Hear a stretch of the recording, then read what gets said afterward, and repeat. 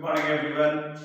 So in the previous video we discussed about the types of semiconductor and we discussed regarding intrinsic semiconductor, the function of intrinsic semiconductor and the limitations we have discussed in the previous video.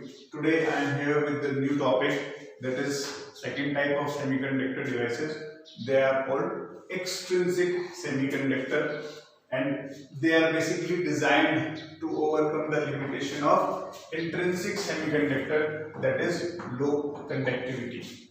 That was one of the limitation we studied in previous video. So how we overcome this limitation of intrinsic semiconductor? So that is, we design extrinsic semiconductor by adding some impurity to it, right? So we have a silicon crystal.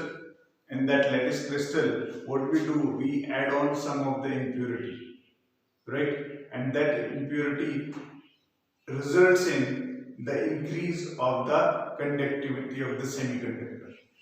Now that process of adding of impurity in the intrinsic semiconductor is known as doping. This is a very important term, doping. Doping is a process of adding impurities in an intrinsic semiconductor in order to increase its conductivity. That is the main function of doping, that it increases the conductivity of the semiconductor. Now basically doping is of two kinds. One is called pentavalent doping and another is called trivalent doping, right? Pentavalent doping and trivalent doping. What is the difference between these two? Pentavalent means, penta means 5 and this is valence electron. So a atom with 5 valence electron in its outermost shell added into the intrinsic semiconductor silicon crystal, and that kind of doping is called pentavalent doping. In trivalent doping, tri means 3, valent means valence electron. So a kind of doping in which an atom of 3 valence electron is added to the intrinsic silicon crystal to give a doping of trivalent, right? Now which group we prefer to add? For pentavalent we prefer 15th group element, right? And for trivalent we prefer 13th group element. Okay, so for trivalent we prefer 13th group element, right? Like we have boron, right? So in this we can add arsenic, right? So these are few elements which we add on in the intrinsic silicon crystal to make it extrinsic and it increase the conductivity. This process is called doping. Now the question arises, why we only choose these two elements, these two groups only? So the reason behind it is, like silicon has 14 group element it is. So for adding any kind of other atom, we have to take care of the size of the atom also. So 13 group and 15 group element or the atom, they have the almost similar size as compared to 14 group. So therefore we add on 13 group atom or 15 group atom as a pentavalent doping and as a trivalent doping. So that is very important. The question may come like, why we only choose 13 group and 15 group element for the process of doping? So the reason behind it is that they have almost same size. Okay, so how this doping is done, let me explain you with that. It is a very simple, it is not so simple process also, that you take any kind of silicon crystal and you add on. So it depends, you first converted the silicon crystal into molten state, then you infuse the particular atom in order to make it trivalent or pentavalent. Other process is like you bombard the particular atom over the silicon crystal and it absorbs the atom and form a pentavalent doping and a trivalent doping. So let's begin with pentavalent doping. What happens when an atom is added? So let us take a silicon crystal over here like we took before.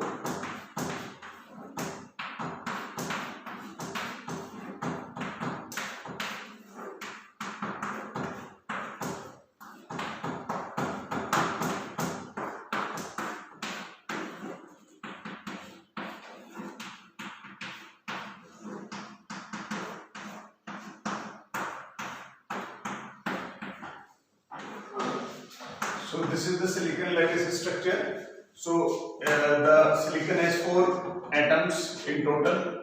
So it will add on 4 electrons.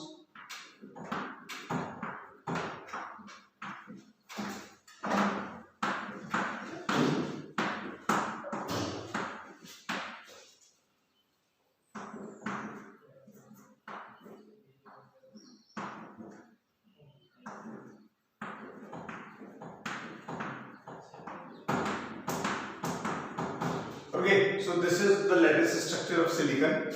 Now what we do, we take any atom of 5 valency, that is arsenic, and we infuse that into the crystal lattice, and now you know that arsenic has 5 electrons in its outermost shell. Now the arsenic you have infused, this is a single lattice structure. So arsenic you infuse, so arsenic has 5 electrons in its outermost shell. Right, now these 5 electrons in the outermost shell, what they will do, they will combine with 4 subordinates or 4 neighboring silicon atom, form the covalent bond, and one atom will be loosely bonded, and this arsenic will donate this electron to the crystal lattice. Now one thing you have to understand over here is that the number of electrons in this situation will be because of the donor atom. There will be rise in the number of electrons definitely, because it has 5 electrons in total. 4 will be covalently bonded by the neighboring atoms, and one atom will be left behind, which the donor will donate to the crystal lattice. Now it is a single lattice, there will be millions of atoms which combine together, so you can imagine the number of electrons which can be produced, and they are also free, they are not combined with the neighboring atoms, they are free electrons, right? So this kind of impurity is also known as donor impurity.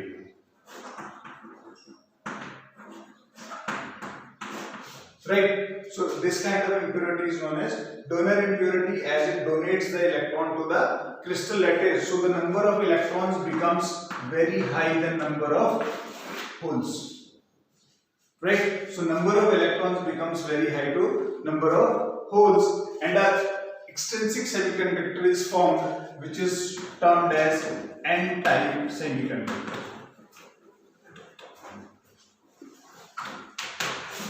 It is termed as n-type semiconductor. N just stands for, because number of electrons are more, electronic charge is negative, so therefore the term n is given to it. It is very easy to remember also what is n-type semiconductor, in which number of electrons are more as compared to number of holes. That means the electronic charge will be more, therefore the term n is given to it, negative type semiconductor.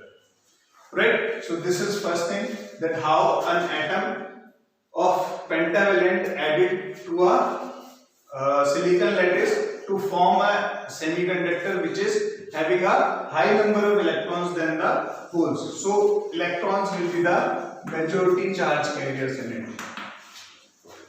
They are called majority charge carriers. Similarly, holes will be called minority charge carriers. They are called minority charge carriers because there will be some electrons which will be leaving their outermost orbit as we raise the temperature of this. Now the energy required by the extrinsic semiconductor because of this doping is very less as compared to the intrinsic semiconductor. It was 3 electron volt, but here it is just 0.07, 0.05 electron volt only. We give that much of energy and electrons start releasing and they start coming into this interstitial sign and holes start forming over here, right? So the temperature dependency also reduces. So there was a limitation in intrinsic semiconductor that the current control is there with the temperature coefficient, but here that limitation is also removed, right? So this is how n-type semiconductor is formed. Let's discuss how p-type semiconductor is formed. So we will go through now trivalent doping. Okay, so in trivalent doping,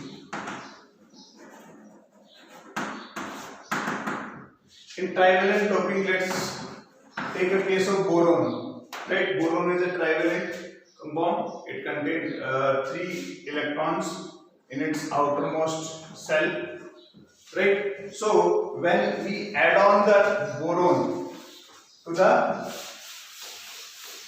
silicon lattice, okay, this is the silicon lattice, and we add on boron to it. Over here we add on boron now. So what will happen? This boron has 3 electrons and those 3 electrons will come and form a covalent bond with the neighboring silicon atoms. So one atom is combined over here, one over here and one over here, right? So a vacancy is automatically created by the atom which we add on, right? So this vacancy automatically, because earlier silicon was there, now that silicon atom is removed, so 4 atoms were combining together, now only 3 are combining, so already a vacancy is created, right? So this vacancy, what it will do, as you rise the temperature, so you can see the number of holes will automatically greater than number of electrons, because this is one lattice, there will be millions of atoms to form a crystal, so same vacancy will be there in each and every lattice, so number of holes will be much greater than number of electrons. Now what happens when you increase the temperature? As soon as you increase the temperature, this electron will go and recombine over here, creating the valency over here again, right? So this is how the number of holes will keep on increasing, right? So if the number of holes will be increasing, so this kind of semiconductor is known as p-type semiconductor. This is called p-type semiconductor, right? In which number of holes are much greater than number of electrons. Now this boron atom, to form this proper covalent bond, accepts an electron from the lattice. So this kind of doping is also known as acceptor impurity. This kind of impurity is also known as acceptor impurity, in which the atom which we add accepts an electron from the crystal lattice, so therefore it is known as acceptor impurity, and the semiconductor which is formed is known as p-type semiconductor, in which number of holes are greater than, so number of holes becomes the majority charge carriers. They are called majority charge carriers. whereas the electrons will be the minority charge carriers. They are called minority charge carriers.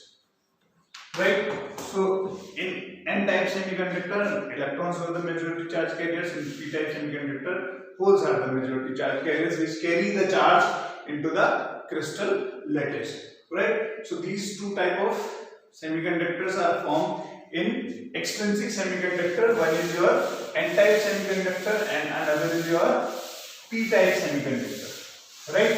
So P stands for positive, so number of holes are greater than number of electrons. So if I find out the difference between n-type semiconductor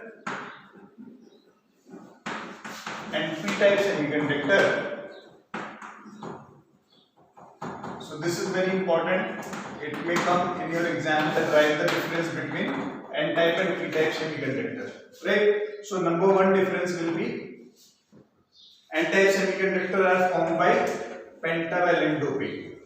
They are formed by pentavalent doping. That means when a 15th group atom is added to the silicon crystal, then n-type semiconductors are formed. They are formed by trivalent doping. Right?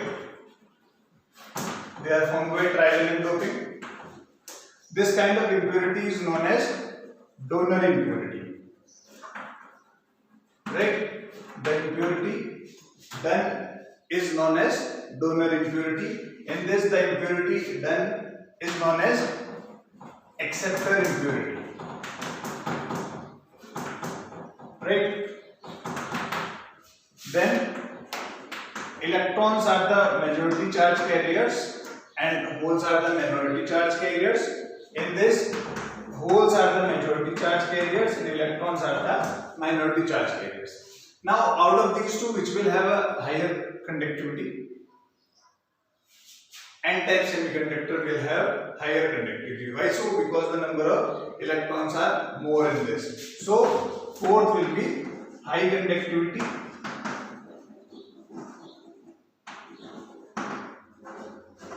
and it has low conductivity.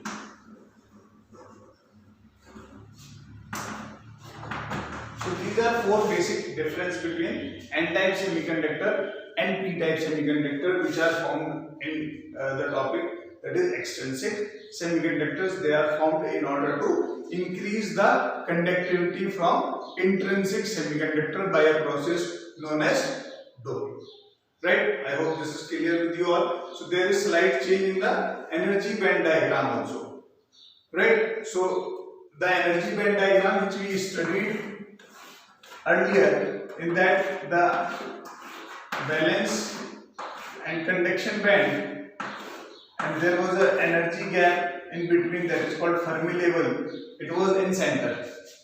But in case of n-type semiconductor, this energy level, because of the donor electrons, there is number of electrons is increased. So this energy level goes slightly up. So it is formed in this way that there is slight change in the energy level. So donor energy level goes slightly up in case of n-type semiconductor. So energy diagram, if we talk about, so for n-type, the energy diagram is drawn in this way. It is given in your NCERT also. You can check over there. Like this is your valence band, right? This is your EV and this is your conduction band, right? This is your EC. So there is a ED, that is called donor energy level, and all the electrons are now present over here. So they can easily go up. This energy gap is very small, 0.01 electron volt only. So this is how the energy level from center, this is EF, this is called Fermi level, EC and EB. Fermi level was in the center for intrinsic semiconductor. So as soon as it converts into n-type semiconductor, so in n-type semiconductor, the energy level, the donor energy level, it is just below the conduction band. For p-type semiconductor, as there is acceptor impurity, so it will accept the electrons from the valence band. So acceptor energy level is there just above the valence energy level.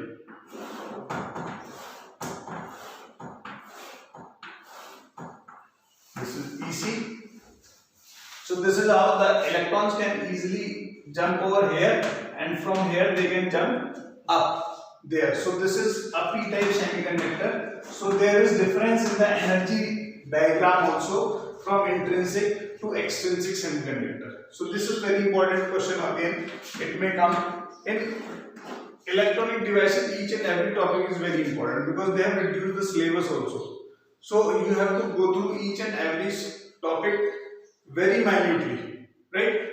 So there is a difference between intrinsic and extrinsic semiconductor energy diagram. This is the intrinsic, in which the Fermi level or the energy level gap is in between, right? Whereas in n-type semiconductor there is a donor energy level which is just below the conduction band, and in p-type semiconductor there is a acceptor energy level which is just above the valence energy level.